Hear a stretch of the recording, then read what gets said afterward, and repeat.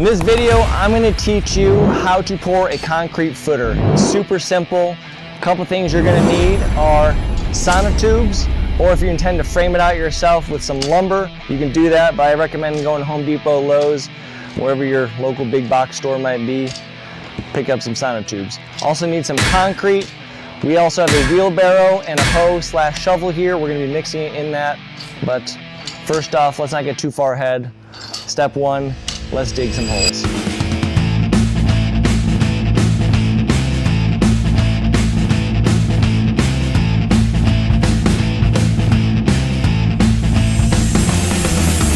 This is just scrap wood from a deck that we just demoed over here for our new deck. So you don't have to do this. Maybe you got some stakes. I just made a stake out of the scrap wood though. So right now I'm just hammering the stake into the ground temporarily, because now we're about to set up the string line for our next row of footers here, so that way our holes are all in a nice straight line. Don't have to do this. Your holes don't have to be in a straight line. I recommend it, but you're the boss of your project. This is just what we're doing.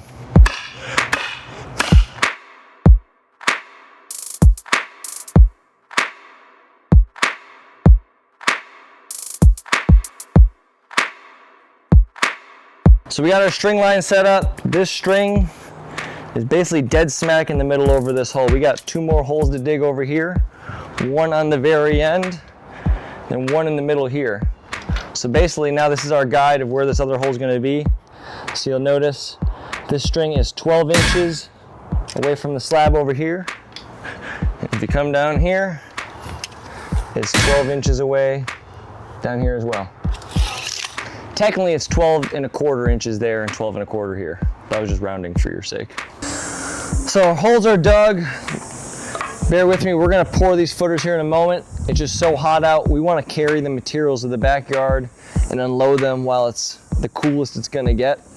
And then we're gonna pour our footers. So right now, carrying trash out front and unloading our decking materials.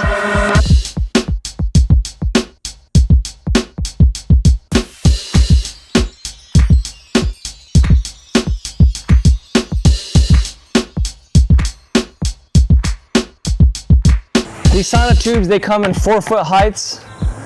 Look at that, it's dead nuts. I measured 2 foot because our footers, they're gonna be 2 foot high, 2 foot, 2 foot.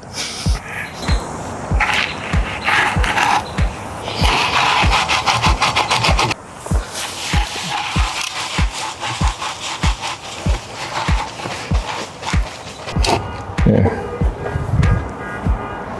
So we have the tube in the hole. Prior to pouring our concrete in the hole, this is very important that you do this before and after you pour the concrete. You want to make sure that your tube is level, because if your tube is on an angle, you pour the concrete in here and you let it all set. When it comes time to mount our post on top of this concrete, your post could be on an angle because you didn't do this step right here. So I'm putting the level on it. We'll notice here how it's not level. I don't know if you can see that in the video, but it needs to come down this way more. Now you come back. So right here it's level from my front to left. It's level now from my left to right, and now front to back for me. It needs to come this way now. All right. Now it's pretty good. Money. I'm going to also monitor this after we put the concrete in there, because you can wiggle this around a little bit. Now again, if you're up north and you have a 4-foot hole, probably not going to be able to maneuver it around as much. So it's very important you're proactive in this step prior to pouring the concrete. So see here behind me, Eric is currently mixing up our concrete in the wheelbarrow. This is a very important step in my opinion. Again, you're the boss of your own job. If you want to dry set your bags in the hole, by all means, don't recommend it. He's mixing roughly 2 to 3 bags in this wheelbarrow. It's the only way to have a consistency in terms of our concrete, as well as B, making sure that there's no dry pockets in there for our concrete as well. So again, wheelbarrow, you can have a plastic tub. Just please mix it. That's what I recommend doing.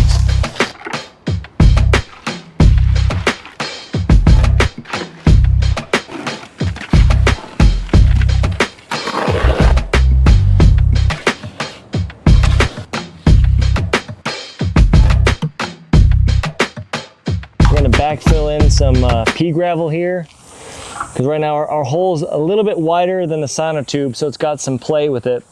But we want to make sure that these don't move. Obviously, when you have a lot of load on this with the deck, it shouldn't move laterally left or right, but still we want to put kind of something through here to fill this gap. You can see here my hand fits, but 1 footer down, 4 to go.